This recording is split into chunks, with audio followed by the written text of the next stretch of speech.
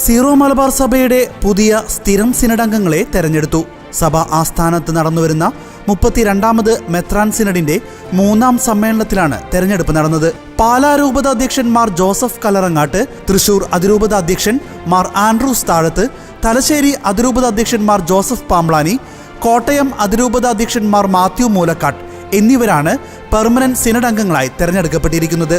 സ്ഥിരം സിനഡ് അംഗങ്ങളുടെ അഭാവത്തിൽ പകരക്കാരായി ചങ്ങനാശ്ശേരി അതിരൂപത സഹായമെത്രാൻ മാർ തോമസ് തറയിൽ, കോതമംഗലം രൂപതാധ്യക്ഷൻ മാർ ജോർജ് മടത്തിക്കണ്ടത്തിൽ, ഇരിഞ്ഞാലക്കുട രൂപതാധ്യക്ഷൻ മാർ പോളി കണ്ണൂക്കാടൻ, താമരശ്ശേരി രൂപതാധ്യക്ഷൻ മാർ റെമിജിയോസ് ഇഞ്ചനാനിയിൽ എന്നിവരും തെരഞ്ഞെടുക്കപ്പെട്ടു.